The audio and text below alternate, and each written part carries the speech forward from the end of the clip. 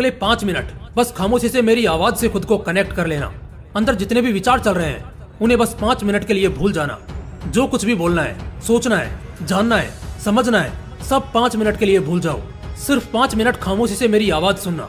अगले 5 मिनट बाद शायद तुम्हारे अंदर की चिंगारी जो तुम्हें पढ़ने और कुछ बनने को उकसाती थी, जो अब मर रही है, अंदर ही अंदर सड़ रही है, उसमें एक नई जान आने वाली है।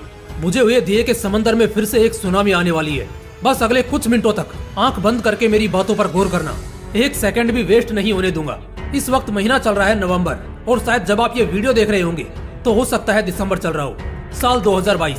कोई नहीं जानता तुम्हारी सच्चाई कि इस साल तुमने क्या कुछ किया। जरा गौर फरमाएं तो शायद कुछ भी नहीं किया। स्कूल कॉलेज स्टार्ट हुए भी एक लंबा समय बीत गया, और शायद अगले कुछ महीनों में तुम सबके एनुअल एग्जाम भी सामने होंगे। तुमने अब तक कुछ नहीं पढ़ा।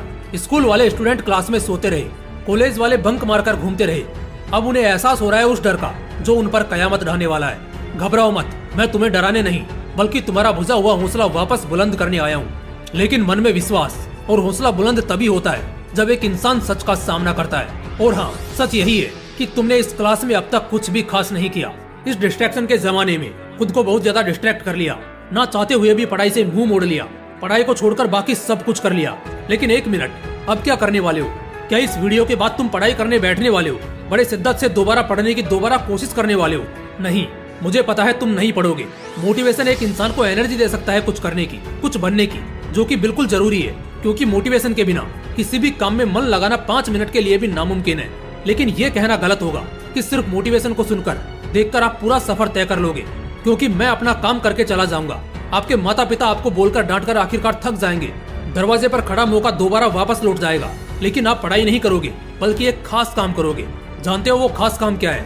वो है कुछ नए बहाने बनाओगे, क्योंकि बहानों का मौसम शुरू हो चुका है। जानते हो मैं ये क्यों बोल रहा हूँ? क्योंकि मेरे पास सबूत है। जैसा कि मैंने बोला, शुरू हो चुका है बहानों का मौसम, जहाँ नए नए बहानों का आविष्कार होगा जो नाकामयाब लोगों की पॉपुलेशन को और बढ़ाएगा। अब जैसे कि नवंबर का महीना खत्म होने को आया है, नॉर्थ इंडिया साइड पड़ रही होगी बहुत कड़क ठंड। इसमें कौन पड़ता है भला? कोई पागल ही होगा ना, जो अगले साल अपना ड्रीम जॉब हासिल करने वाला है। इसीलिए आज लगा हुआ है कड़क ठंड में भी कंबल ओढ़े, कांपते हुए हाथों से अपनी किताब को पकड़े, जो उसे और ज्यादा हिम्मत देती है कि वो अपने सपनों को हासिल करने के लिए इस ठंड से तो क्या, बड़े से बड़े तूफान से भी लड़ गुजरेगा। लेकिन 1 सेकंड, तुम खुद को उन लोगों में गिनने की गलती मत करो जो अगले साल IAS IPS बनेंगे, CA बनेंगे, किसी कंपनी में बड़े पोस्ट के लिए हायर होंगे, जो अगले साल करोड़ों के बंगलों में रहेंगे, लाखों की गाड़ियों में घूमेंगे।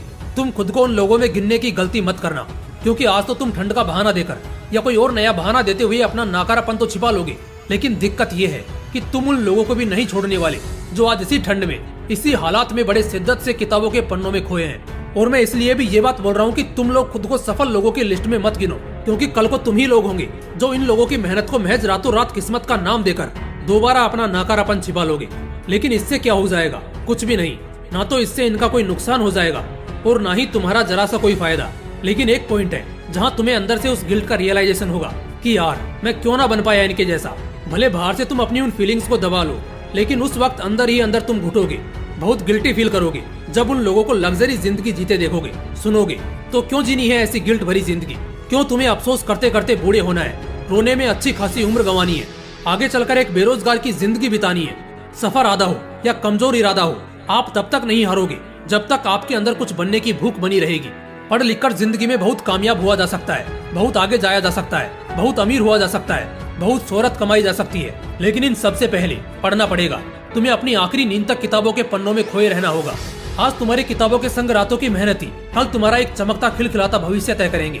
जीवन में कामयाब होने के 2 रास्ते होते हैं। पहला रास्ता, आज पढ़ लो, खूब मेहनत कर लो और आने वाले कुछ ही सालों में अपनी कामयाबी को हासिल करके इनाम के तौर पर सारी जिंदगी शौक करके बिताओ। और दूसरा कि सिर्फ पहला ही रास्ता एकमात्र ऑप्शन है, इसके अलावा दूसरा कुछ भी ऐसा नहीं है जिससे तुम्हारी सुकून की जिंदगी को जगह मिलेगी। उम्मीद करता हूँ आप अभी से अपने सपनों के लिए ताबड़तोड़ मेहनत करना शुरू करोगे। फिर मिलते हैं।